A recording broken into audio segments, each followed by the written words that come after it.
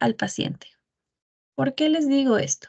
Porque si ustedes leemos brevemente, sí, en una patología de la frigidez y la impotencia, aquí les va a dar una breve directriz de cómo abordar o qué estrategias nosotros le vamos a brindar a nuestro paciente para que tenga claro cómo poder trabajarlo.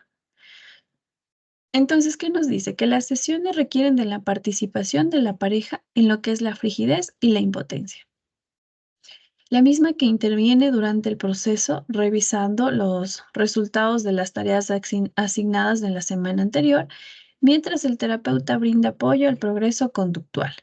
Confronta las resistencias en el proceso, interpreta los conflictos intrapsíquicos y asigna nuevas tareas. Otra recomendación es el descartar el factor orgánico o funcional que puede ser la causa primaria de estos. En este sentido, ¿qué es lo que nosotros vamos a hacer en los que serían la sala uno? Indagar, analizar qué tareas yo puedo enviar cuando una persona tiene frigidez o cuando una persona tiene impotencia, ¿sí? Porque si revisamos los otros casos, cuando tenemos este tipo de patologías, es importante trabajar con la persona para la identificación, perdón, para la identificación y enviarle tareas a casa, ¿sí? En las cuales ella puede explorar su cuerpo, pueda entender qué es lo que está pasando y nosotros poder hacer un acompañamiento. Por ejemplo, aquí, ¿qué nos dice con el vaginismo, que es otra de las patologías? El procedimiento se fundamenta en la desensibilización sistemática, ¿sí? La desensibilización sistemática podemos interpretarla por, como ustedes están viendo ya, psicoterapia, por las técnicas de relajación de Wolf, ¿sí? Por ahí también puede ayudarnos en mejorar esta parte del vaginismo. Y nos dice que persigue una dilatación progresiva del introito espástico, ¿sí? Luego de la inspección vaginal por parte de la misma paciente, nos dice aquí. Se le va proponiendo una sucesiva inducción de 1, 2 y 3 dedos de su propia mano en la abertura vaginal y esto puede ser sustituido por objetos específicos como catéteres de diverso calibre y posteriormente se le da la inserción de 1 o 2 dedos del compañero, continuando con la introducción del pene sin empuje y posteriormente con este. Entonces vemos como tal que para el vaginismo ya nos brinda ciertos pasos que la persona debe tomar en consideración e ir trabajando. Si nosotros analizamos este punto, y aquí vemos que puede o no tener una pareja sexual, y eso siempre es importante que en un primer momento contextualicemos el caso. Digamos, es un adolescente o es una persona adulta de 35 o 40 años, para lo cual se ha tomado en consideración y esto es lo que se ha plantado en cada una de las sesiones. En un primer momento, en la sesión uno se indagó lo que vendrían a ser aspectos generales, una anamnesis personal normal y patológica, una anamnesis familiar, de igual manera para entender, porque aquí puede haber muchas situaciones culturales, religiosas específicamente, en las cuales ha limitado el desarrollo de la sexualidad y puede ser una causa para la situación del vaginismo. ¿Por qué? Porque se ha identificado que la paciente ya se ha hecho estudios a nivel orgánico y no tiene ningún tipo de alteración. Por lo tanto, dentro de las estrategias planteadas se sugiere tener un tratamiento en el cual ella pueda realizar ciertas actividades en su hogar y hacer un constante seguimiento de cómo le está yendo con estas actividades. Sí, y ahí ustedes, dentro de de la explicación, van a asumir el rol de un terapeuta y alguien, un paciente, y le van a explicar. ¿Sí? Primero, yo les recomiendo que indaguen un poquito más la parte biológica de qué es el vaginismo, por qué sucede, cuáles son las consecuencias que este tiene. Y le explicamos a la paciente. Y de igual manera le explicamos que tal vez no hay una causa orgánica y que se puede ir trabajando desde la parte psicológica con también este tipo de actividades. En un primer momento, decirle a la persona que genere una inducción de 1, 2 o 3 dedos en la cavidad vaginal. ¿Creen ustedes que va a ser sencillo?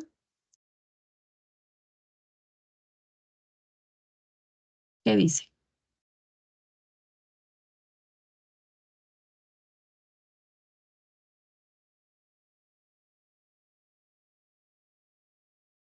Sí, ¿no? ¿Qué pasó? Si estamos ahí. Magíster, buenas tardes, compañeros. O sea, yo creo que dependería mucho de la edad también, Ujú. porque una persona que tenga unos 40 años, 50 años, no va a poner resistencia, que una persona Bueno, menor, de cierta en forma va a primer ser... lugar no va a ir a terapia, ¿no? Porque ya está acostumbrada a vivir así. Ya, pero tomemos en consideración que si está en terapia o está con nosotros es porque quiere mejorar esa parte sexual de su vida, independientemente si tenga 40 o 50 años. Entonces, eso también tienen ustedes que tomarlo en consideración. ¿Por qué? Porque hay muchas personas que tienen este tipo de patologías, pero como no mantienen una vida sexual activa, no les genera una repercusión. Pero hay otro tipo de personas que sí les genera. ¿Por qué? Porque no pueden, en este caso, mantener una relación de pareja. Sí, se frustran, se sienten mal. Y ahí es donde nosotros podemos ir instaurando ciertas actividades, estrategias, como le menciona aquí, una desensibilización sistemática. Cuando yo hablo de desensibilización sistemática, recuerden que es paso a paso. Sí, tiene que ir de menor a mayor, tal cual aquí nos puede explicar. Entonces, eso es lo que ustedes tienen que hacer en la actividad, explicar cómo le dirían a su paciente para que vaya orientándose a cada uno de estas estrategias. De igual manera, en la dispaurenia, ¿sí? En la eyaculación precoz, aquí nos habla mucho de esta parte de la masturbación, cómo llegar a un punto de controlar o de retener como tal la excitación sexual y la inhibición del orgasmo. Que de igual manera aquí tenemos una serie de pasos que podemos ir trabajando en cada una de las sesiones ya terapéuticas o en el proceso psicoterapéutico para que la persona tenga o maneje una mejor vida sexual. ¿Sí? ¿Estamos claros con la actividad que vamos a hacer? Esto de igual manera hasta el 4 de junio. ¿Por qué? Porque esto lo vamos a presentar acorde a lo que vamos avanzando con los temas. ¿Preguntas, inquietudes? Magister, una pregunta. ¿Eso del vaginismo es similar a cuando mandan a hacer los ejercicios, cuando tienen Pélvicos. incontinencia urinaria Ujú, de la retención? Algo así sería, sino que abordaríamos vaginismo y la ejemplificación, ¿cómo se abordaría? ujú, de cómo ustedes, qué ejercicios, ahí es lo que ustedes van a ir averiguando. Ujú, ¿qué Sí, porque he ejercicios me escuchado pueden que les mandar? mandan a hacer ejercicios pélvicos en el caso de incontinencia. Incluso en algunos tratamientos yo he escuchado que les mandan a comprar consoladores. Ujú, Ajá, y muchas veces a personas ya a ver, con 50 años que muchas veces se reprimen, ¿no? Pero por esta situación de salud ya comienzan a abordar y verlo de diferente manera. ajá, ahí la diferencia radica en que en el vaginismo tenemos como una contractura de los músculos. Sí, por eso nos dice es una situación progresiva, la inserción de aquí de la misma paciente, sí, de sus deditos. ¿Por qué? Porque ya hay como tal una contractura, mientras cuando en la incontinencia, en cambio, no necesitamos controlar los músculos, necesitamos generar mayor fuerza y por eso se trabaja mucho en estos ejercicios pélvicos. Sí, pero es un buen aporte, señorita Manos Salvas. Silvana, Buenas casi le noches, digo Marta. gracias. ¿Qué pasó, Buenas Silvana? noches. Sí. ¿Qué le iba a preguntar? Esta segunda tarea es en grupo, ¿verdad? ¿Los grupos los va a ¿Sí? designar usted? No, lo van a hacer por afinidad, porque son temas un poquito complejos de imponerles. Muchas veces sí nos da esa situación ¿Y de de cuánto conflicto. mínimo, de cuánto los grupos? Mínimo, Cinco ¿cuánto personas, máximo? ¿sí? Cinco Cinco personas. personas. Entonces vayan eligiendo, porque más o menos saldríamos 5, 10, 15, 20, 25. Más o menos dos grupos por tema, ¿sí? Entonces eso le O sea, hacen llegar, de los que están ahí son dos, escogemos dos temas nomás. no, uno solo, Uno solo. Ah, ¿sí? ya. Uno solo. Pero tienen que escoger pronto, enviar los grupos. Les voy a dar estos 5 minutitos para que organicen ya los grupos, envíen al chat de la reunión y ya con el tema que van a escoger, ¿sí? Porque no se pueden repetir, qué sé yo, alguien ya hace su grupo de 5 personas y escoge lo que es vaginismo y otro grupo también vaginismo ya no puede ser escogido. ¿sí? Entonces, analicen eso brevemente, por favor, para que envíen al grupo de la reunión. Tienen 5 minutos. Aquí en este caso, la representante es la compañera Diana, ¿sí? ¿O es Angie? Confundo.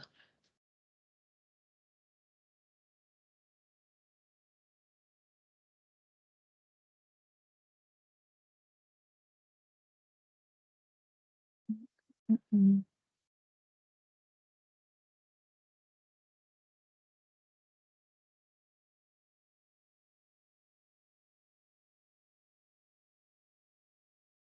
Ya, creo que es de Alvarado Diana, ¿sí? Pero no está conectada. Ya, traten de las personas que ya pueden en este momento organizar sus grupos, obviamente por afinidad ya se conocen, enviar al chat de la reunión los grupos asignados. Tienen 5 minutos para eso y luego ya continuamos con la clase. Maricel, disculpe, no está subida esta tarea todavía al SIU para ver las indicadas, la rúbrica, ¿verdad? No está subida. Sí, les estaba explicando. Yo decía para ver los temas de cuáles Los podemos temas. escoger. Para ver los temas.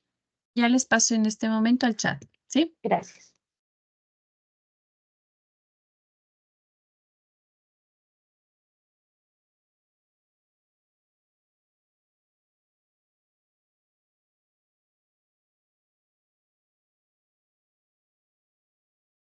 En este caso, esta es la tarea número 4. Recuerden, para el 4 de junio, ustedes tendrían que exponer estos temas, ¿sí? Por ello estamos enviándoles con anticipación.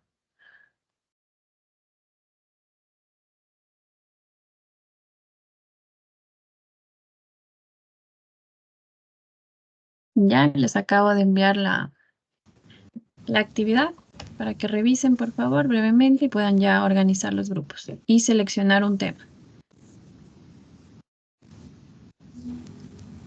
Profe, buenas noches. Disculpe una consultita. Dijo los grupos de 5 personas y los otros grupos de cuántas personas. Todos los grupos tienen que ser de 5 personas, porque ahí tomamos más o menos 50 Gracias, estudiantes. profe. En algunos grupos tal vez se nos vaya uno más, sería de 6, pero unos 3 tal vez por lo que son, creo que son 54 ustedes. Sí, ya tenemos el primer grupo, frigidez e impotencia. Ya, Ullas, Fuentes, Valdés, Minda y Amaya. Les digo, tienen 5 minutos para hacer esto.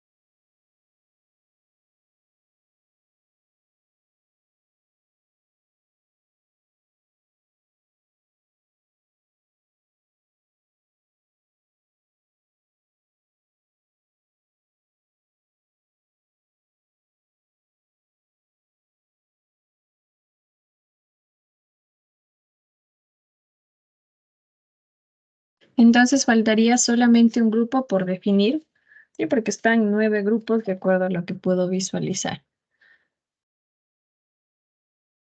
Ok. Bueno, vamos a continuar, por favor.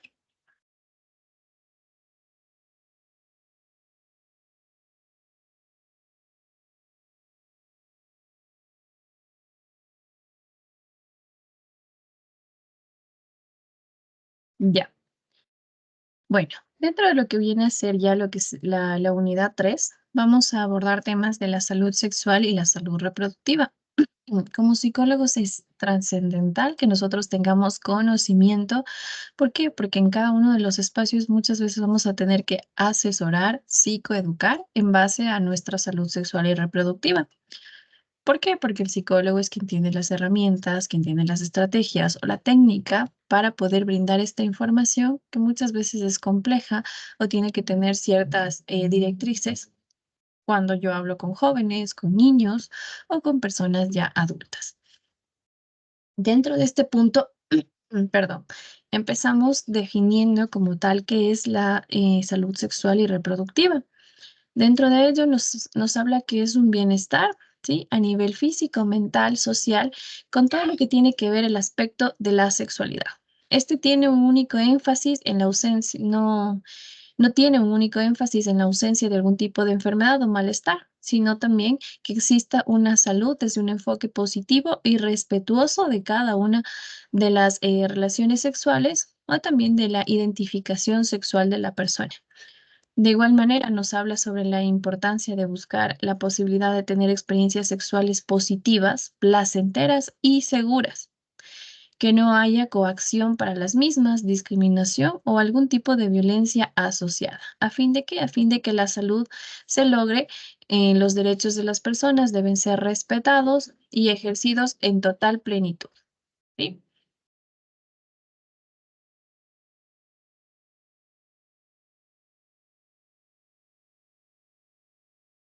Entonces, como ahí nos menciona, básicamente es entender a la salud sexual como esta identificación, como esta parte respetuosa, positiva, de cómo manejamos nuestras relaciones sexuales y que éstas deben ser a su vez positivas, placenteras y seguras.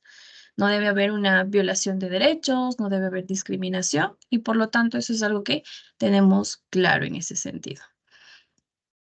Luego hablamos de los componentes de la salud sexual y reproductiva. Dentro de ello tenemos a Alvear en el 2006, que nos señala estos componentes en cuanto a lo que es la salud sexual y reproductiva.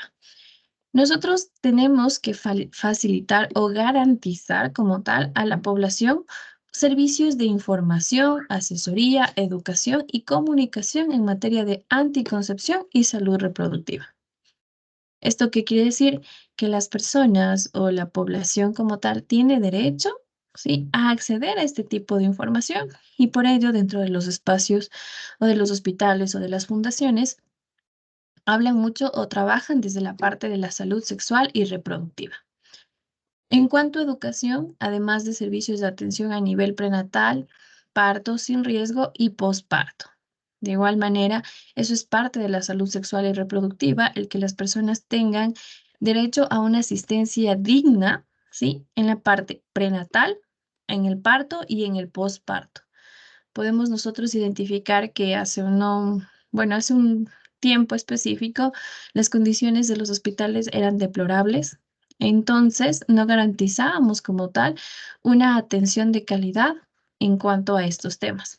Actualmente ha mejorado, sí, hay dificultades, eso no lo podemos negar, pero al menos dentro de los aspectos que facilitan eso, se trata de mejorar en la atención o el servicio que se brinda a la parte de la situación reproductiva.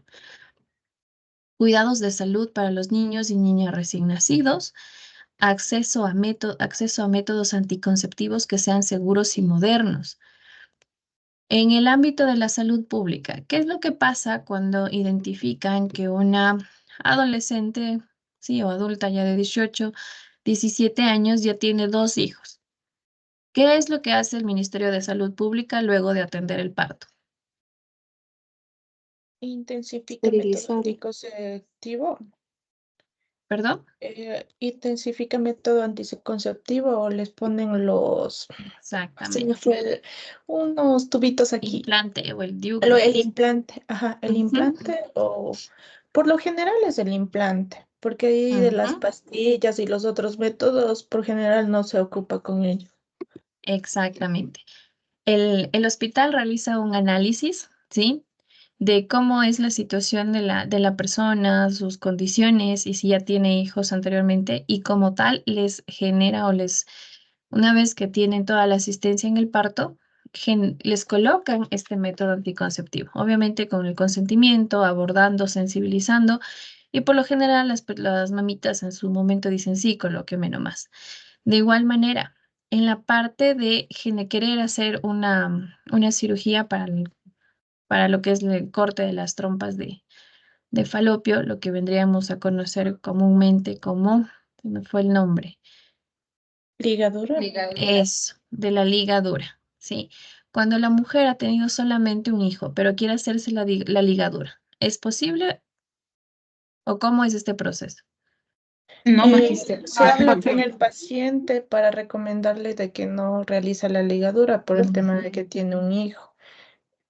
Más o Pero, menos. Exacto. magíster, una consulta. ¿Por qué no se puede hacer eso? Porque, bueno, en mi caso, cuando yo tuve a mi bebé y es primer hijo, pregunté sobre esa situación y me supieron decir que porque tenía un hijo y era demasiado joven, pues no podían hacerme la ligadura.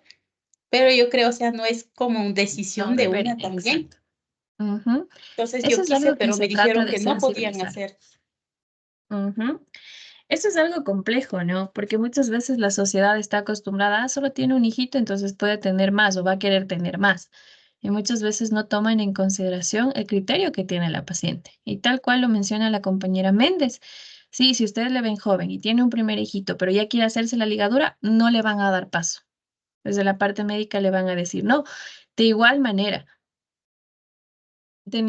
había una paciente que tenía alrededor de 25 años, tuvo que luchar 2 años y medio para que obviamente por esta situación de protesta también, que es lo que lo hizo, generó todos estos procesos, porque de lo contrario podía hacerlo por la parte eh, médica privada, pero quería como trabajar esta situación de que se le permita a ella, aun cuando no tenga hijos, realizarse la ligadura.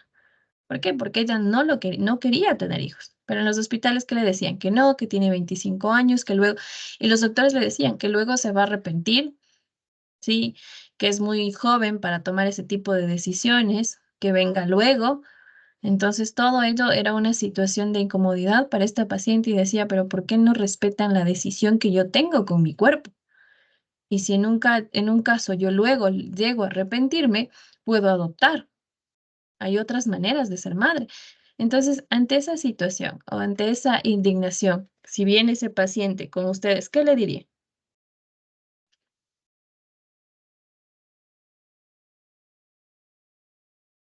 Porque le hicieron la interconsulta a la parte de psicología, porque ella no quería hacerse la ligadura, entonces llegó a psicología y dijo eso.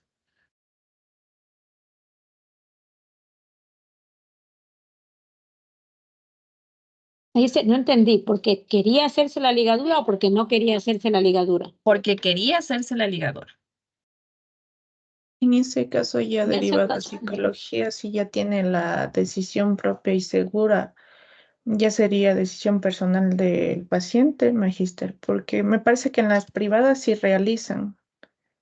Ujú. Sí, pero lo que pasa con ella es que quería como generar esta situación del proceso, generar este disgusto, este malestar de que en la parte pública no lo permiten. ¿Y por qué no lo permiten hacer si es una decisión que yo estoy tomando con mi cuerpo? ¿Sí? Entonces, desde ahí le derivaron a lo que sería psicología y dentro de lo que es psicología o la interconsulta era más para el hecho de sensibilizarle que no se haga, que, que espere, que tome en consideración que aún es muy joven. Pero nosotros, desde la parte profesional, no podemos hacer eso, ¿sí? Tenemos que, si bien es cierto, educarle, sensibilizarle sobre la situación, pero ella tenía bastante claro su panorama. Ella tenía bastante claro lo que quería y no quería hacer. Entonces, dentro de ello no se veía una afectación psicológica. No se veía que hay una situación compleja en su vida. Y ella tenía los recursos económicos, tenía una profesión, ¿sí? Pero no deseaba tener hijos, pero no le permitían. Y como les digo, sí podía hacerlo dentro de la parte privada, pero como tal, ella era más por luchar para que esto siga cambiando. Más o menos como el caso de, no recuerdo, de la eutanasia, por lo cual se volvió, ¿cómo se llama la señora? Se me fue el nombre, que lo aprobaron recientemente. ¿Sí? Era de igual manera como eso es lo que la persona quería hacer ante este tipo de situaciones, de que se les permita a las mujeres como tal tomar la decisión de generarse este tipo de cirugías. Pablo. Sí, Magister, buenas noches. Más bien quería comentarle, yo tengo una persona, amiga, que sí se hizo este procedimiento. Eso ya cuando éramos, como dice, jóvenes, tendría sus 18, 19. Ella en algún momento nos mencionó como de chiste tal vez, que le entendíamos que ella no quería tener pareja, ni hijos, ni nada, que porque le mencionaban un día, le hicieron de broma que cuántos hijos va a tener así, entonces ella resaltó eso y después nos enteramos que no mucho tiempo después ya se había tomado la decisión, pero como lo hizo público, pero me imagino que particularmente se hizo esto como para evitarse este malestar, digamos, Claro, este proceso. o esa decisión. Ajá. Claro, es que sí lo hacen, sino que en el caso de esta paciente era porque quería de igual manera luchar y hacerle sentir al sistema de salud pública que no deberían decidir o no deberían tomar en consideración esta parte de es muy joven, se va a arrepentir de no tener hijos. ¿Sí? Entonces, por ello es como que ella tenía esa espinita, lo podríamos decir, de que yo quiero hacerme en el sistema de salud público. ¿Ya? Silvana. Por comentarle también que ni en el privado aceptan. Yo tengo una amiga que tiene 26 años, una hija, y justo la semana pasada me dijo que no, que ella ha ido al público ni hablar. Y en la parte privada ha visitado 2 clínicas y le dicen lo mismo. Como ella es madre soltera, separada, le dicen que no, que va a encontrar otro hombre y que ese hombre a lo mejor quiere un hijo. Y a mí me parece que ella tiene bien claro que esa otra persona que venga a su vida tiene que respetar esa decisión, que ella tiene una hija, está estudiando, trabaja y no tiene tiempo. Entonces sí me parece un poco absurdo sean como imposiciones de la sociedad, más que de la propia persona. Entonces, en el privado tampoco le quieren hacer. Y tengo el caso de mi hermana, que tiene 31 años, tiene ya como 8 años viviendo con su novio, y ella ha tomado la decisión de no querer. Y justo me estaba diciendo que está harta de los anticonceptivos y que no quieren ligarla porque ya no tiene ni un hijo, pero ya la decisión hace ya 3 años la tomó de que no iba a querer. Y los a todos, sobre todo aquí en la familia, la molestan mucho, no respetan, le dicen que, es más, han llegado a decir que no es natural que una mujer decida no tener hijos. Entonces ya ella se ha tenido que poner muy fuerte en ese sentido y que no la molesten, porque sobre todo como tiene una pareja estable, su relación, o sea, tiene un buen trabajo, sí podría, todo el mundo le dice, pero tú sí podrías tener un hijo. Y tampoco, o sea, ni como ella no tiene ninguno, en la parte también privada tampoco ha podido acceder a una ligadura. Entonces yo creo que más que afectación psicológica, sí es una decisión tomada a conciencia que yo respeto mucho porque romantizamos la maternidad, pero yo siempre digo, las personas que deciden no traer un hijo, no tener un hijo porque prefieren no hacerse cargo de esa responsabilidad, también hay que respetar y valorar eso. Ujú. Como les decía, sí es más complejo, ¿sí? Sí hay espacios donde les apoyan. Por ejemplo, en Colombia no es así. En Colombia, si las personas deciden hacerse una ligadura a temprana edad, sí les permite. Den- También hay este cierto tabú, esta sensibilización, pero sí se puede generar este espacio como tal.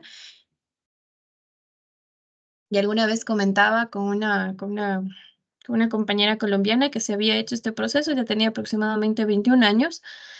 Se realizó esta ligadura y la operación había sido de igual manera por el ombligo, ¿sí? Y donde había tenido como la paroscópica más o menos de la que no se hacen cuando tienen una situación de vesícula o de vejiga, ¿sí? Entonces de esa manera se había hecho ella la ligadura porque a los 21 años ella decidió, yo no quiero tener hijos. Pero eso en la parte de Colombia, a nivel de nuestro país es mucho más complejo eso. Señorita Verónica. Magister, una pregunta. En el aspecto de que no realizan en el área de salud pública, ¿está determinado por alguna ley a nivel de salud o porque es determinado de esta manera? No, sí hay como lineamientos en base a que no se debe realizar estos procedimientos en personas que no han, que tienen tal vez un solo hijo, que son jóvenes. Sí, creo que es a partir del segundo hijo y cuando hay una edad de unos, no sé si, bueno, a partir del segundo hijo ya se puede tomar esta decisión. Ahí ya le pueden tomar en consideración y se puede hacer la ligadura, tomando en consideración que la persona posiblemente tenga sus 25 o 24 años. Sí, pero si Magister, tiene dos disculpe, hijos. la edad Ujú. también tendría que ver en este caso, o sea, dice que a partir del segundo hijo, pero por ejemplo, en el caso de, bueno, mi hermana tiene ya 2 hijos, ya son, creo que tienen más o menos entre edad del último hijo, creo que tiene entre los 19 años. ¿Y ella qué edad tiene, Y pues? ella quiso hacerse la ligadura, creo que ya va a tener los 40, pero tampoco le dejaron en el hospital. ¿No le Entonces, permitieron? no le permitieron. En el hospital no le permitieron, entonces por eso ella sigue con un método anticonceptivo, me parece que está con el implante, pero que siempre ella tiene muchas molestias con eso, entonces por eso quería hacerse y no le dejaron. Eso ya es extraño, de hecho, porque si ya tenemos aproximadamente 40 años y dos hijos, Sí, más o menos creo que tenía unos 35 años cuando ella quiso mm, hacerse, pero no le permitieron. ya debían haberle permitido ya. Ahí sí ya es... No, pero ya debían haberle permitido, porque esa edad 35, dos hijos. De hecho, la etapa reproductiva más acorde, adecuada, funcional a nivel físico, biológico de una mujer es hasta los 35 años. Pasados los 35 años ya puede tener ciertas complicaciones. Entonces, en ese sentido, sí debían ya haberle permitido esta intervención. Bueno, nuestro sistema de salud pública también es bastante complejo y muchas veces sí realizan este tipo de ligaduras a los 25, 27, 28 años, porque también hay casos, pero es porque tienen una relación directa con el doctor o con el cirujano. Sí, ya son cosas complejas de entender. Señorita Mirta. Bueno, Magister, yo le quería contar algo que dijo usted en este momento es muy real, ¿no? A mi nena, a la edad de 24 años, ella era mi segunda hija. Y Ya. a mí me ligaron, como yo tenía una relación cercana con el cirujano en la parte del sector público, a mí yo ese rato, porque mis cesáreas sí son algo complicadas, yo no quise aguantar más ese dolor, dije, no, yo ya no quiero más hijos. Y él me dijo, dígame, me dijo, ¿estás segura? Sí. Me dije, ¿qué dirá Pablo? Le dije, es mi cuerpo, yo decido, a mí me digas este rato. Y ya, mi hijo tiene 28 años, mi hija tiene 23 años, o sea, pero la realidad de eso es que yo a los 24 años me hice ligar porque, y sí es importante, como usted dice, la cercanía al médico, ¿no? Porque realmente solo está en ellos. Exactamente. Sí, más es ahí ya una situación de, como diríamos, dentro de un contexto de amistad. Sí, porque sí lo hacen, pero obviamente porque hay una situación o una afinidad o una amistad de por medio. De lo contrario, no lo van a hacer. ¿Sí? Bueno, entonces, eso tomando en consideración los componentes de la salud sexual y la parte reproductiva. De igual manera, se habla mucho del acceso a servicios para un aborto seguro y el posible tratamiento en caso de que aparezcan complicaciones. Dentro de esto es bastante válido el que actualmente sí se puede, en ciertos casos, en ciertos puntos, generar un aborto seguro, pero muchas veces el tiempo que salga la resolución legal se demora y ya luego se pasan de las semanas que es posible hacerlo y luego ya la persona es obligada a tener al niño, porque si lo pierde ya es una situación de delito. De igual manera, es también bastante válido el hecho de interrumpir el embarazo. ¿Sí? Ustedes creo que es al segundo trimestre que les hacen estas exámenes intrauterino sobre identificar si el niño tiene alguna patología, si viene tal vez con alguna deformación. Y las personas pueden decidir en este caso si continuar con su embarazo o interrumpirlo. Y eso también es parte de un derecho que debería ser así y no ser juzgadas por ello. Y eso se trabaja mucho también en la parte psicológica.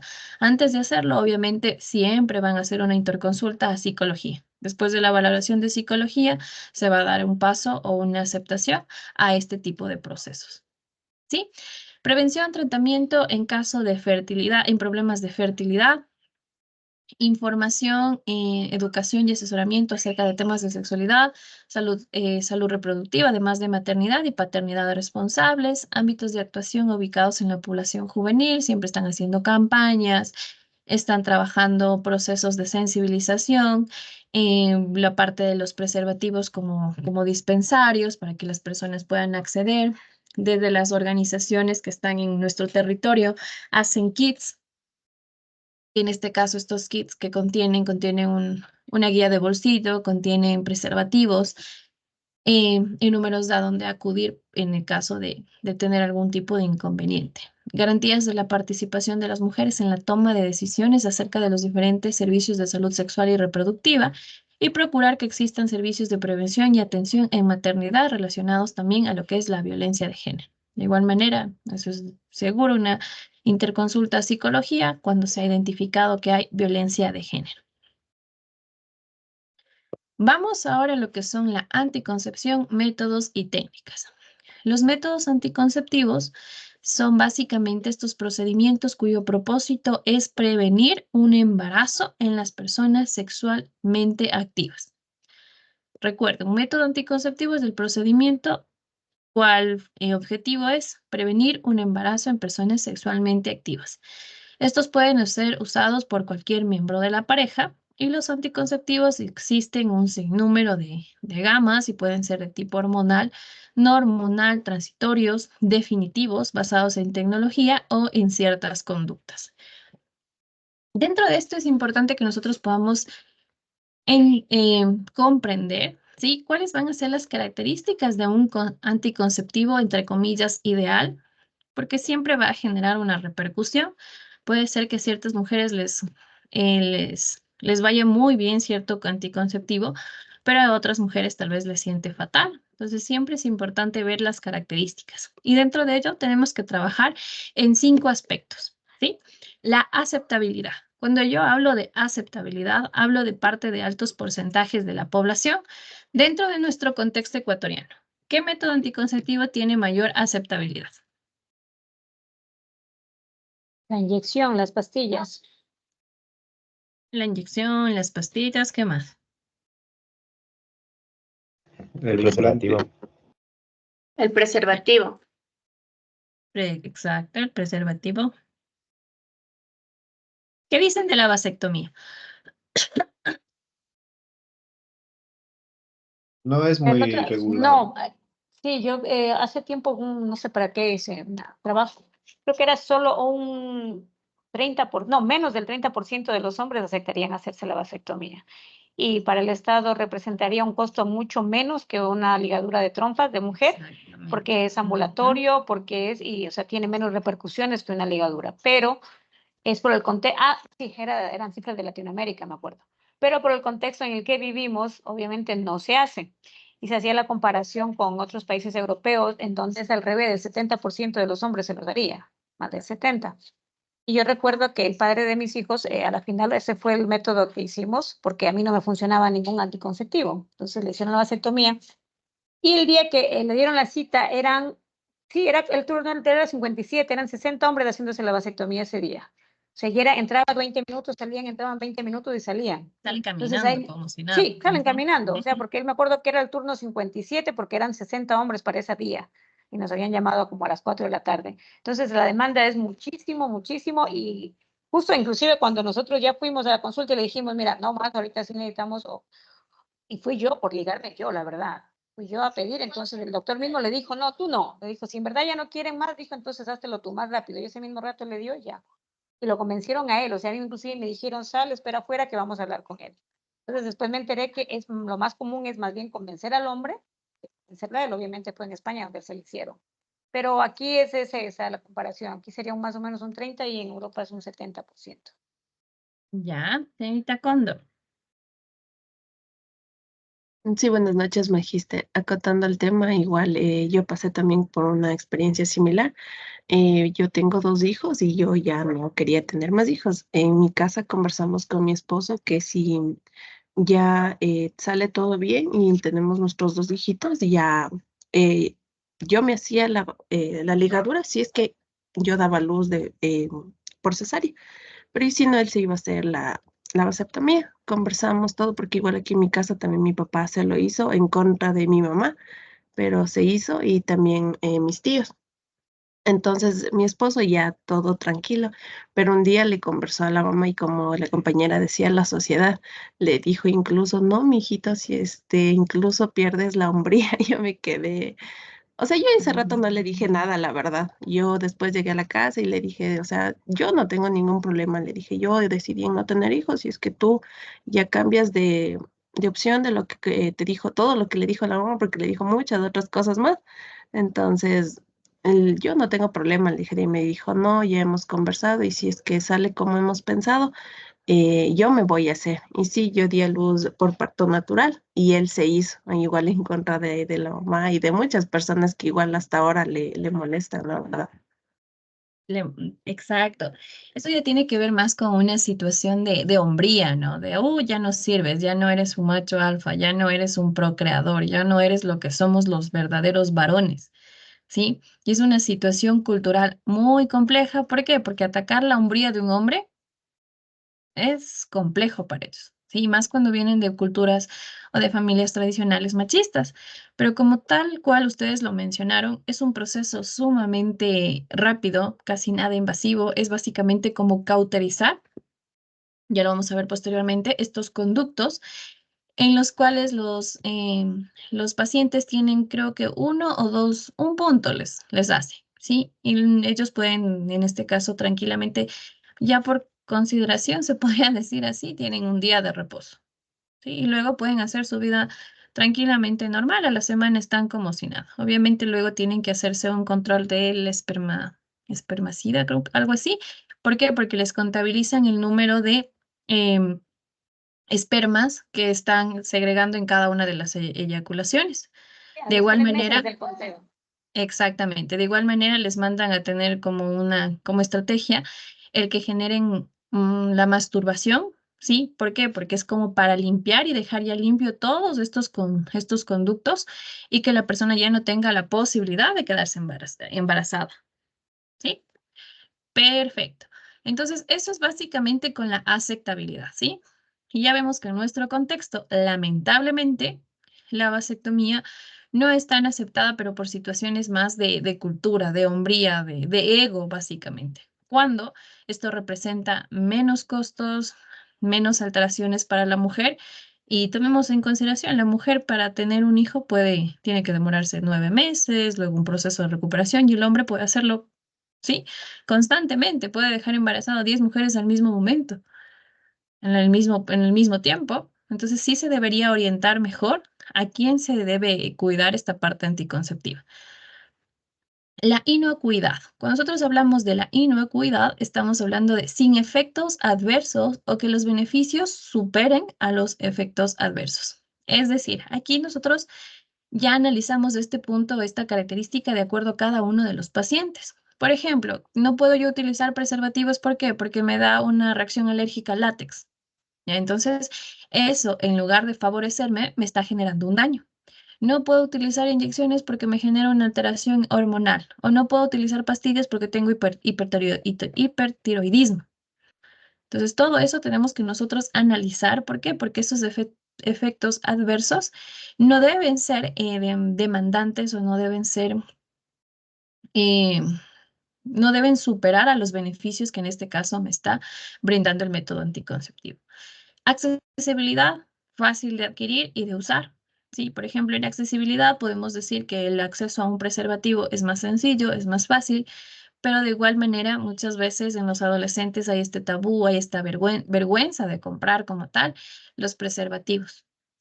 La reversibilidad posterior a su uso, la fertilidad será similar a la previa, ¿sí? También se evalúa esta situación. De igual manera, si por ejemplo están utilizando pastillas o están utilizando algún implante o inyecciones, la persona tiene que al menos desintoxicar su cuerpo por 6 meses a un año si quiere quedar en estado de gestación. ¿Por qué? Porque tenemos una alteración hormonal fuerte en estos procesos, por lo tanto se recomienda este tipo de desintoxicación. La efectividad evita la anticoncepción en un alto número de casos, ¿sí? Cuando, por ejemplo, la efectividad de un preservativo al momento de hablar de embarazos, ¿cuál es? Creo que es 0.1. ¿La Posibilidad de efectividad? embarazo. Ah, No, o ya. sea, la posibilidad de, sí, la efectividad 99.9, algo así. Exacto, creo que es 99.2 o 98.9, algo así es, pero es uno de los métodos anticonceptivos que tiene una barrera bastante significativa y que previene, además de un embarazo no deseado, también enfermedades de transmisión sexual, ¿sí? Por eso se recomienda que el preservativo es uno de los métodos más completos dentro de este punto. Vamos a ver, en este caso, los métodos anticonceptivos para entenderlos básicamente cada uno de ellos. Tenemos los métodos naturales o basados en el conocimiento de la fertilidad, ¿sí? Estos métodos, tal cual su nombre lo dice, tienen una base en el conocimiento acerca del inicio y fin del periodo fértil femenino y del ciclo menstrual. Se basan en la identificación de los diferentes signos y síntomas asociados a la ovulación, además de la realización del cálculo que define la posibilidad de aparición de los días fértiles. En este sentido, ¿a qué nos referimos? Cuando nosotros hablamos de la parte natural, ¿sí? Todas las mujeres identifican en qué fase o en qué días están de su menstruación. Por ejemplo, nosotros empezamos la fase menstrual de 1 a 5 días, ¿sí? Esta fase menstrual, como alteraciones fisiológicas, podemos tener que hay el revestimiento del útero, ¿sí? Aquí cuando nosotros le conocemos como el endometrio.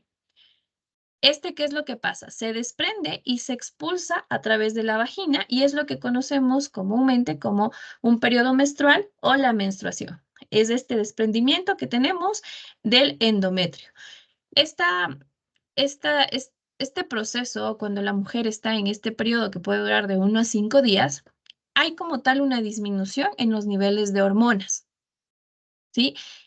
Como cuáles, el estrógeno y la progesterona. Ya por eso es lo que la mujer en estos días, por lo general, muchas veces sí se ve un poco agotada, un poco pálida, ¿sí? ¿Por qué? Porque hay esta afectación a nivel hormonal. Y hay mujeres que generan o tienen mucho dolor. Por ejemplo, aquí se habla mucho de las contracciones uterinas. ¿Sí? ¿Por qué? Porque cuando se está desgarrando el endometrio, y hablemoslo así, porque es un desgarre, es expulsar como tal esta capa, y cómo lo expulsamos mediante sangre, como lo que estábamos mencionando es este proceso de menstruación, la persona sí tiene dolores y en algunos casos pueden ser más fuertes que en otros. Por ello, a nivel de España, creo que es a nivel de Europa, cuando la mujer está en un proceso menstrual o en una fase menstrual, tiene permiso laboral y eso está tipificado dentro de la parte de la situación de trabajo. ¿Por qué? Porque hay una afectación significativa en el estado de ánimo, en la reacción fisiológica de la persona. Y hay que ser claros, muchas personas sí tienen sensibilidad en estos días, tienen dolores, tienen un malestar. El mismo hecho de tener que utilizar ya sea toallas higiénicas, toallas de reutilizables o la copa menstrual, que es uno de los métodos que dentro de nuestro contexto se debería promover. ¿Por qué? Porque la copa menstrual puede ayudar a la mujer en primer lugar, ayudar con la parte de nuestro ambiente, ¿no? Porque una de las principales desechos que genera la contaminación son las toallas higiénicas y también los pañales, ¿sí? Y la copa menstrual se puede utilizar, se puede reutilizar, obviamente hay que saber, hay que entender que para la copa menstrual hay medidas, ¿sí? hay S, M, X, XL. De igual manera, cómo se tiene que utilizar, cada cuánto la persona tiene que vaciar la copa menstrual. ¿Ya? Pero en nuestro contexto, hablar de eso es complejo. O decirle a la mujercita que va a tener que introducirse es similar a una copa dentro de la cavidad vaginal. Para las personas adultas, no voy a hacer eso. Me da asco, me da vergüenza. Pero tomemos en consideración que es nuestro propio cuerpo. ¿Sí? Y que de una u otra manera también estamos aportando al cuidado del medio ambiente. Y de igual manera, de acuerdo a las estadísticas y a las investigaciones que se realiza, es una situación más cómoda porque no se genera irritación, no se genera un malestar. Y la persona, en este caso, durante el lapso de 4 a 5 horas como máximo, tiene que generar el cambio o, en este caso, vaciar la copa menstrual. Y luego tener su proceso de higiene adecuado, porque obviamente sí es importante este punto. Dentro de esta fase menstrual a nivel psicológico sí vamos a tener también afectaciones, ¿sí? Por ejemplo, emocionales. Las mujeres sí se ponen más irritables o a veces tienen cambios de humor, ¿sí? Y eso se debe a que a la caída que tienen las hormonas. Recuerden el estrógeno y la progesterona. Luego tenemos la fase folicular. Cuando nosotros hablamos de la fase folicular es de 1 a los 14 días. Dentro de lo que va a pasar aquí en esta fase es que básicamente la hipófisis, ¿sí? Que es la que nos va a ayudar a liberar el FSH. Es una hormona fólico estimulante. ¿Por qué nosotros liberamos esta hormona durante estos días? ¿Por qué? Porque esto nos va a ayudar a nosotros al crecimiento de los folículos en el ovario. ¿Sí? ¿Qué quiere decir esto? Que los folículos se van a engrosar básicamente y van a poder ayudar a que nuevamente se regenere el endometrio. Lo que expulsamos en la fase menstrual, ahora le vamos a regenerar y de esta manera nosotros vamos a producir mayor estrógeno. Por ello, es luego que en la fase, en este caso folicular, las mujeres por lo general tienen aumento del estrógeno, tienen un mejor estado de ánimo, mayor energía, una sensación de bienestar, ¿sí? Una motivación, se sienten como tal mejor, ¿sí? O nos sentimos como tal mejor, si obviamente identificamos y sabemos trabajar cada una de estas etapas. Entonces, eso es básicamente lo que sucede en la fase folicular, ¿sí? La hormona fólico-estimulante va a ayudarnos a estimular lo que son los folículos en los ovarios y estos folículos, que es lo que van a permitir a que se regenere y engrose el endometrio. Por lo tanto, durante este proceso va a haber un aumento de los niveles de estrógeno y al haber un aumento en los niveles de estrógeno vamos a tener situaciones a nivel emocional de mejor estado de ánimo, bienestar, ¿sí? Mayor motivación. Si ustedes van a la parte de hacer ejercicio, es donde ustedes se sienten fuertes, donde pueden tal vez levantar más peso, donde pueden rendir mejor a nivel de la capacidad deportiva. ¿Sí? Eso en lo que es la fase folicular. Luego tenemos la fase de la ovulación. ¿Sí? Esto es más o menos aproximadamente en el día 14. Si la mujer es regular, es en el día 14 en donde se va a dar el proceso de ovulación. ¿A qué nos referimos con ovulación? Cuando yo hablo de ovulación, hablo de un aumento significativo en lo que es una hormona luteinizante, ¿sí? O conocida también como la LH. ¿Esto qué nos va a ayudar? Nos va a ayudar en la liberación de lo que ya viene a ser el óvulo maduro. Es decir, ya se engrosó las capas del endometrio que se hizo en la fase folicular y ahora como tal nosotros vamos a liberar, ¿sí? Este óvulo que ya está maduro, ¿sí? Aquí se produce mucho un moco cervical que se vuelve más delgado y en este caso nos permite que haya un paso o mayor accesibilidad a lo que son los espermatozoides. Por ello, si la mujer quiere quedarse embarazada, de hecho, es el tratamiento que se le recomienda. ¿Por qué? Porque ya van contabilizando los días y el doctor que les está asesorando les dice, este es tu día de ovulación. En este día tú debes mantener relaciones sexuales. ¿Por qué? Porque dentro de la parte cervical, ¿sí? El moco se vuelve como tal más delgado, no es tan espeso y le permite o hay mayor facilidad para que los espermatozoides puedan fecundar al óvulo, que en este caso ya está maduro. Dentro de la etapa de ovulación, las los aspectos psicológicos que la mujer puede experimentar es mayor deseo sexual, ¿sí? Debido a que hay, de igual manera, niveles muy altos de estrógeno y tiene una sensación de bienestar, confianza. ¿Por qué? Porque estamos ya en este pico, en el punto máximo de del aumento del nivel de estrógeno. Pues ahí es en la etapa de ovulación. Luego tenemos finalmente lo que vendría a ser una fase lútea. Esa es la última fase, que es ya más o menos de los 15 a los 28 días, porque ya pasamos de la ovulación, que es en el día 14. En la fase lútea lo que pasa es que ya sucede la ovulación y aquí, ¿qué es lo que va a hacer? El folículo que se estaba desarrollando en este endometrio va a empezar a romperse, ¿sí? Va a empezar a desgarrarse como tal. Y aquí se va a producir situaciones de la hormona de la progesterona. ¿Por qué? Porque la progesterona, ¿en qué nos va a ayudar con el endometrio? Nos va a ayudar para preparar al endometrio para una posible fecundación. ¿Por qué? Porque ustedes saben que si bien es cierto, los espermatozoides ingresan a nuestro cuerpo por la cavidad vaginal, pero no es que en ese momento ya lo va a fecundar. Muchas veces sí requiere de un proceso más largo de un día, a veces 2, hasta 3 días que el espermatozoide puede sobrevivir dentro de la cavidad vaginal. ¿Sí? Se han hecho investigaciones de que sí se ha evidenciado que que el espermatozoide puede estar presente o puede aún encontrarse dentro de la cavidad vaginal hasta 3 días. Entonces, ¿por qué? Porque la progesterona le va a ayudar a nuestro óvulo a que tenga las características necesarias o las condiciones óptimas para que se realice el implante, ¿sí? De lo que vendría a ser el óvulo fertilizado. Pero, ¿qué es lo que pasa? Si no hubo una fertilización, el cuerpo, en cambio, va a degenerarse y va a generar una disminución en la parte de la progesterona y el estrógeno. Es decir, si el óvulo es fecundado, hay un aumento de progesterona, pero si el óvulo, en este caso, no es fecundado, como tal, hay una disminución en lo que es progesterona y estrógeno. Y esto es el inicio, nuevamente, de lo que sería la fase de la menstruación.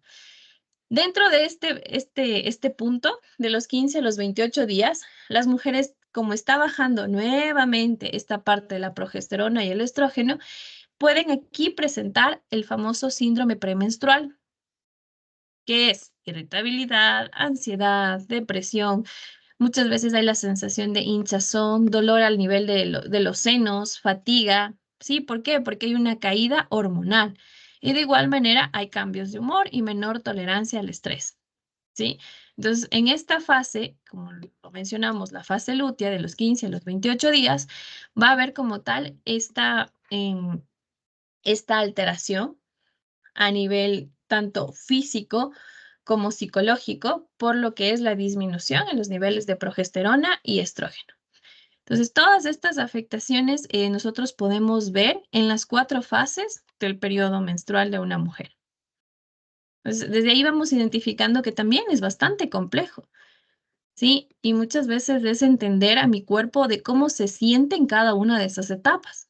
Porque sí, hay veces que decimos, no sé por qué me siento tan triste o por qué me siento cansada, pero sí tenemos que darle esa importancia que tiene este proceso que lo estamos evidenciando, lo estamos viviendo cada mes, ¿sí? Si la persona tiene esta situación de la menstruación cada mes. A diferencia de que cuando las mujeres toman algún método anticonceptivo, se les suspende su menstruación por determinados tiempos, 3 meses, a veces 6 meses, pero ¿es por qué? Porque hay una alteración hormonal muy fuerte. Y eso hay que tener en claro. Si a mí se me suspende la menstruación, es porque hormonalmente estoy siendo, o mi cuerpo está bastante afectado. ¿Sí? Porque llegar al punto de suspender la menstruación es porque ya es una carga hormonal muy fuerte, porque eso es lo que son los métodos anticonceptivos, cargas hormonales que llegan a suspender esta parte de las fases de lo que vendría a ser para una posible concepción. ¿Sí? Entonces, en base a eso es lo que las personas tomen en consideración esta parte de los métodos naturales. ¿Por qué? Porque de acuerdo a este punto, la etapa en la que no se pueden quedar embarazadas, ¿cuál es?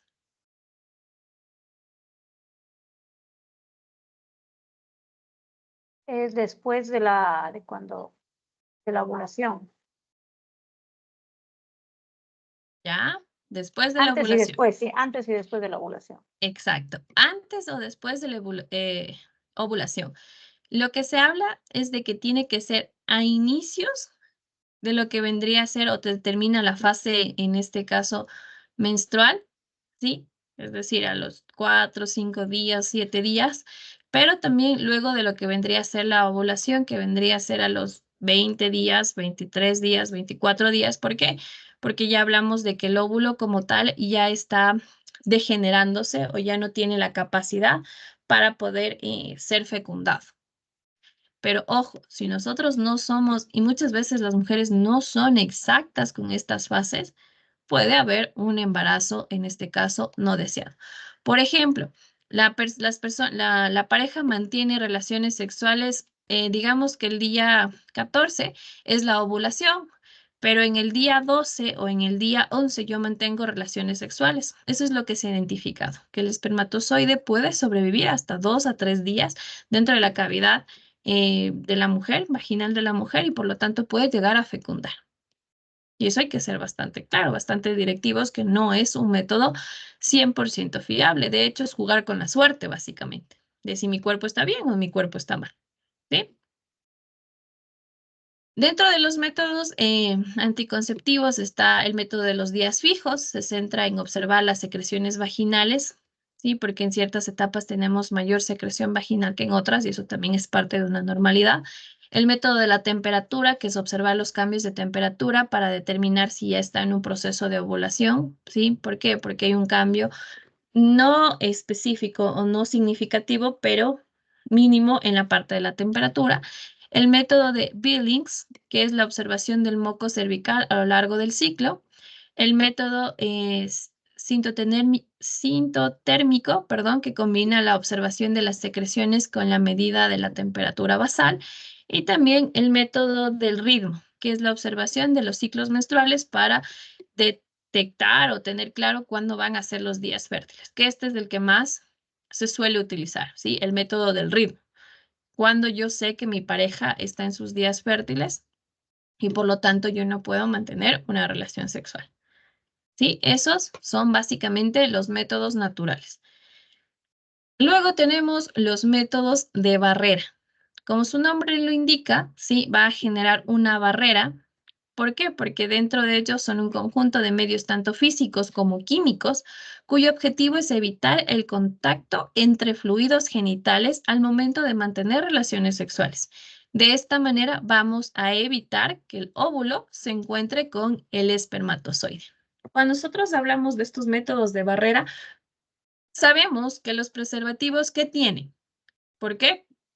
Porque los preservativos no son secos como tal. Y dentro de esa lubricación que tiene el preservativo, ¿qué es lo que encontramos ahí? ¿Quién sabe? Herbicidas. Espermicidas, exactamente.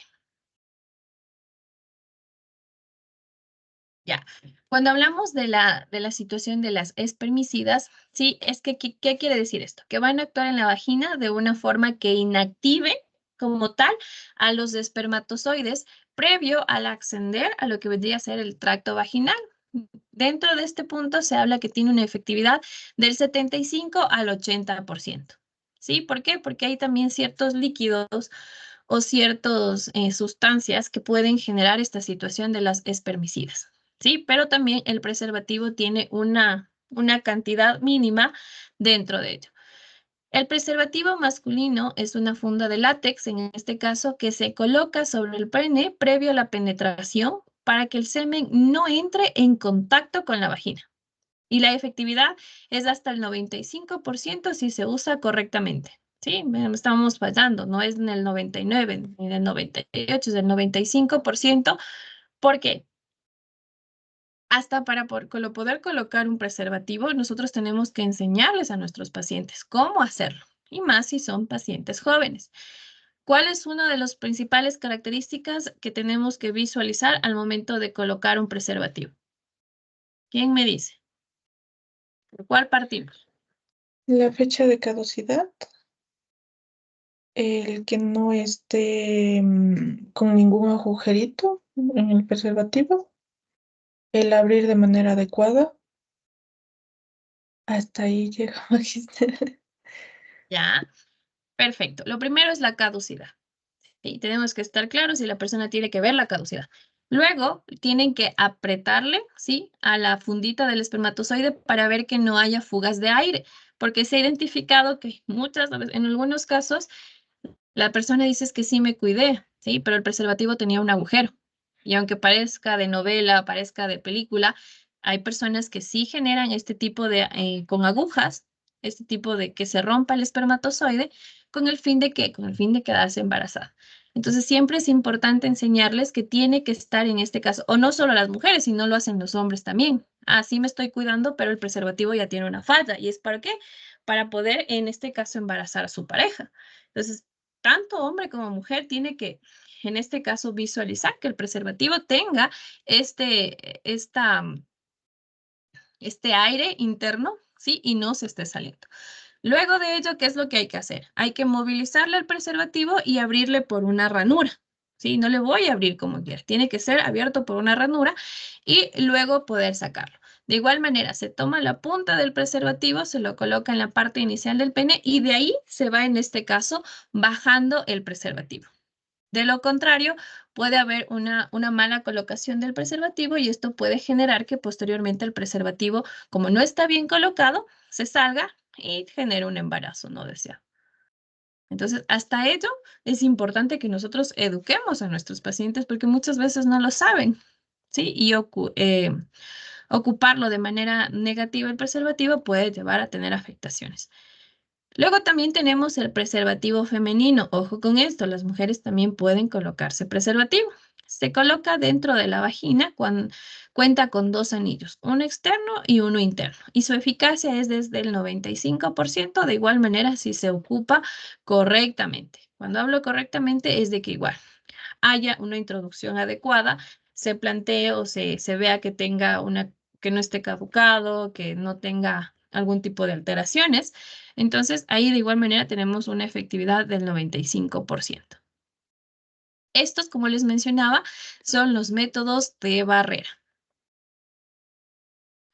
Ahora vamos con los métodos hormonales.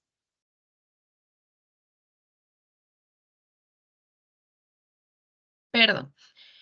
Cuando yo hablo de métodos hormonales, ¿sí? Como su nombre lo indica, su principal mecanismo de acción va a ser que se inhiba la ovulación. La ovulación, recuerden ese periodo o ese punto de la mujer en donde el óvulo está en las óptimas condiciones para ser fecundado. ¿Y qué es esto? Derivado de la acción del eje hipotalámico hipoficiario ovárico, ¿sí? Es decir, nace desde el hipotálamo, pasa por hipófisis y llega al ovario. ¿Y esto qué quiere decir? Que vamos a alterar, además del moco cervical, que adquiere ciertas características infértiles, es decir, se vuelve más denso, se vuelve más espeso, difícil de acceder, va a dificultar la migración espermática.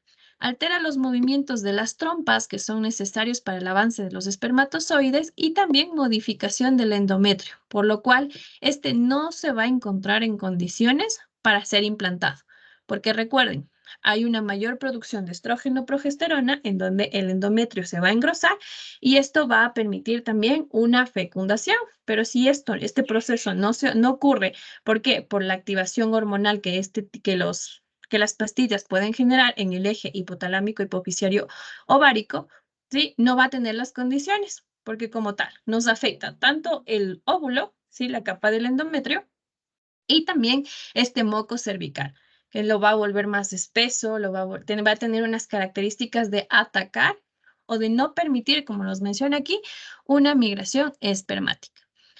Dentro de los hormonales, nosotros tenemos algunos tipos de anticonceptivos. Dentro de ello tenemos los anticonceptivos orales, ¿sí? Que se basan ¿en qué? En que la persona use o consuma o ingiera estas hormonas sexuales femeninas como el estrógeno y la progesterona, ¿qué es lo que van a hacer? Inhibir como tal la ovulación. ¿Sí? Es decir, vamos a tener una alteración a nivel de este tipo de hormonas y por ello es que muchas veces las mujercitas dicen es que desde que estoy tomando los métodos anticonceptivos me siento irritable, me sale acné, me siento que he engordado porque tengo mucha hambre. ¿Sí? ¿Es por qué? Porque ese método anticonceptivo no está siendo funcional. Entonces hay que ver otra manera. El anillo vaginal. Este anillo se ubica dentro de la vagina y libera en etonogestrel, ¿sí? Y también etinilestradiol, a fin de evitar la ovulación. Y se coloca 3 semanas y a la cuarta se descansa. Espérenme un momentito, voy a conectarle a la computadora.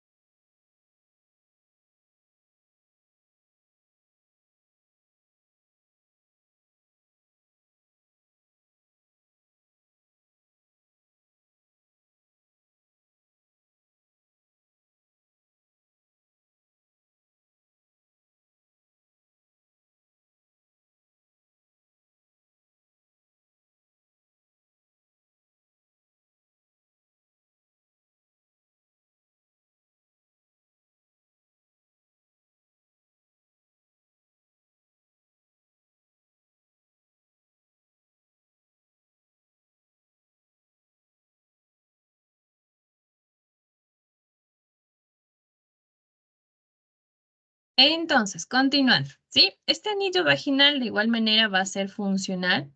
¿Para qué? Para que la mujer tenga una afectación o una alteración a nivel de lo que es la parte hormonal. Déjenme colocarles una breve imagen.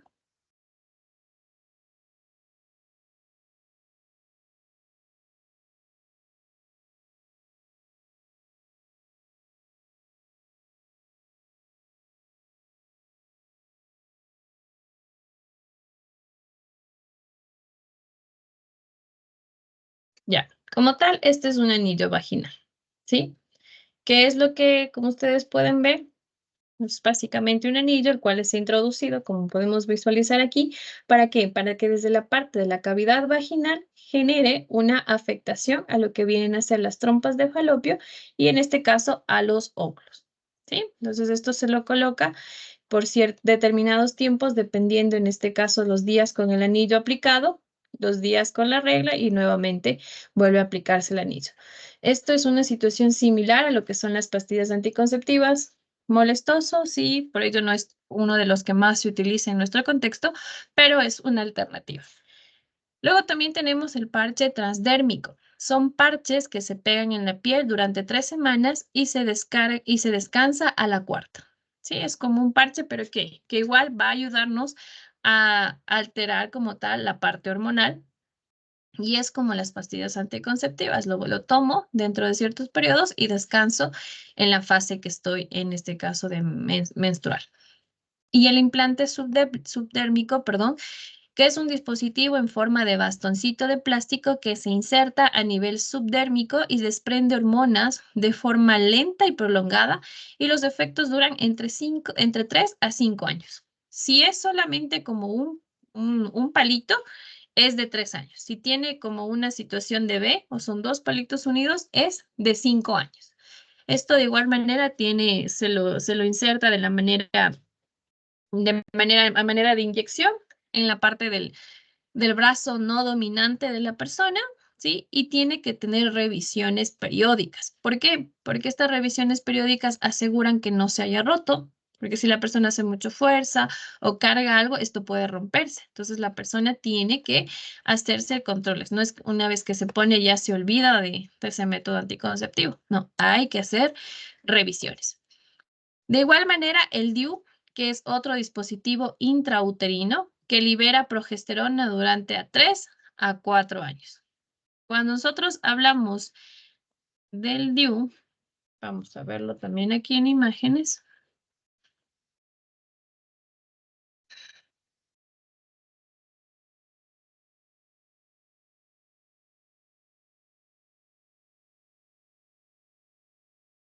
Ya, se lo conoce como DIU o coloquialmente conocido como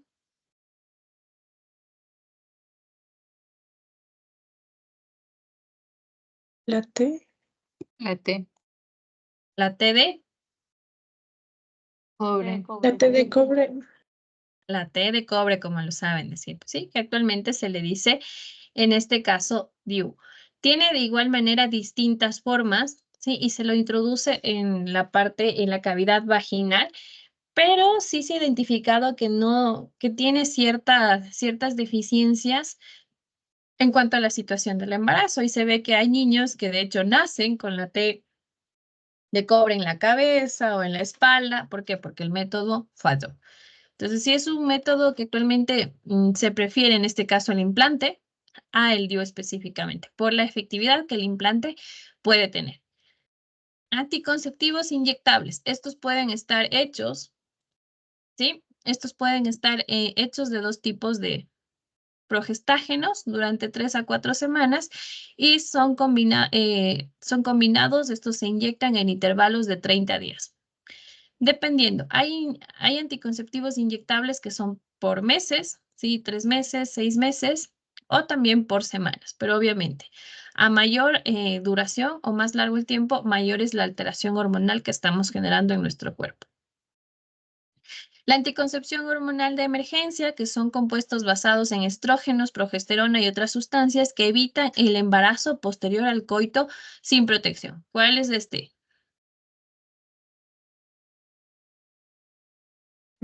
La pastilla del día después. Exacto, la pastilla del día después. Ojo, la pastilla del día después no es que tenga una efectividad al 100%.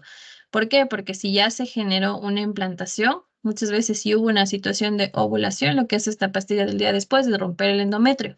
Pero si ya hubo una implantación como tal, esto no va a funcionar. Porque como no es una pastilla abortiva, sino es una pastilla de barrera que afecta como tal el endometrio y no permite que se genere el no permite que se genere la, la fecundación. ¿Sí? Aquí encontramos entonces la pastilla del día después. Y hasta aquí vamos a quedarnos, ¿sí?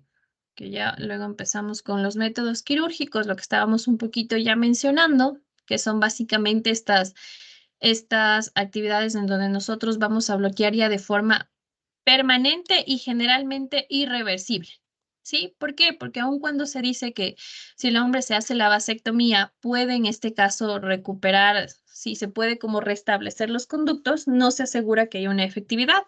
Por lo tanto, en muchos de los casos sí es irreversible y va a depender también el tiempo en el cual se haya hecho y quiera luego hacerse la reconstrucción de estas vías. Si han pasado 10 años, 15 años, ya va a ser mucho más complejo si han pasado 3 años o 2 años. Pero hay la posibilidad de generar estas cirugías para reconstruir la conexión que se genera en cada una de estas vías, en estos conductos deferentes que tiene el hombre en el momento de las erecciones.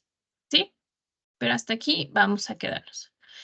Señorita Diana, cuénteme. Hacer una duda de la pastilla del día después. Esto quiere decir que, por ejemplo, en el momento del acto, eh, podría ya, digamos, fecundar el óvulo, al día siguiente tomarse la pastilla, ya no habría ningún efecto, entonces, de la pastilla como tal. No, la fecundación no es automática. ¿Sí? No es que en el momento en el que yo te mantengo relaciones sexuales ya se fecundó el óvulo.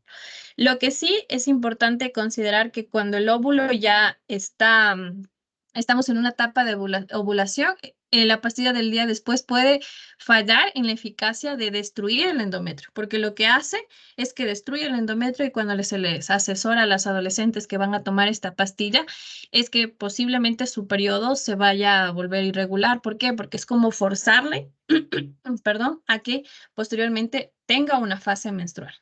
¿Sí? Porque le estoy diciendo que ya tiene que ese óvulo romperse, tiene que degenerarse y por lo tanto puede, en este caso, muchas veces no ser funcional por la situación de la carga hormonal. Para que haya una fecundación, tiene que haber aproximadamente, creo que es de 18 a 24 horas. Sí, no es instantáneo. Sí, señorita Silvana.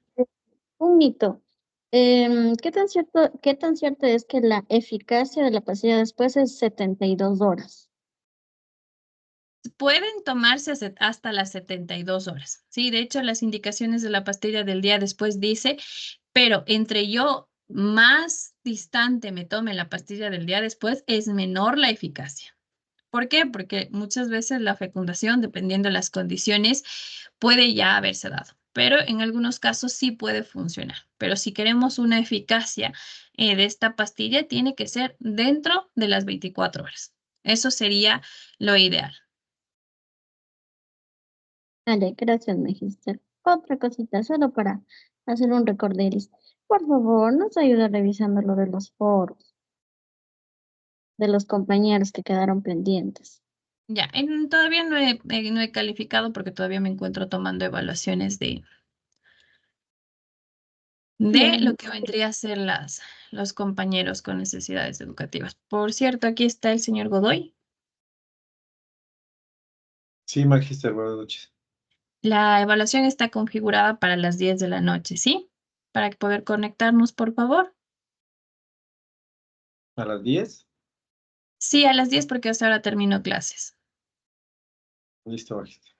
Ya, le espero entonces, señor Godoy. Silvana. Gracias. Magister, no, era una aportación. El anillo vaginal no solo hay el que dura 3 semanas, hay uno que dura para un año. La novera, ese es para un año. Ya. ¿Y cómo es su uso, su funcionalidad?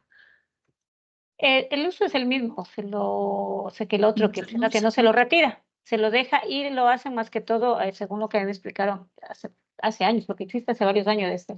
Es también para controlar los sangrados abundantes en las menstruaciones, porque tiene un efecto más prolongado, es más, o sea, se lo utiliza para cuando quieren cortar de algún modo esos sangrados abundantes.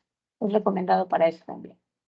Para los deportistas de alto rendimiento también creo que lo utilizan por la situación que tiene en poder controlar el sangrado. Sí, porque Es que dicen obviamente. que supuestamente hacia el final del uso de ese año ya casi no hay menstruación.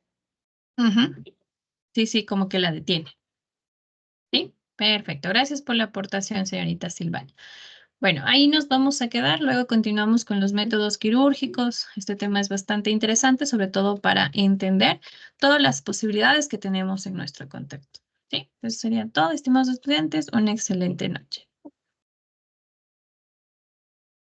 Gracias, Magister. Gracias. Gracias a ustedes. Buena noche. Gracias, Magister.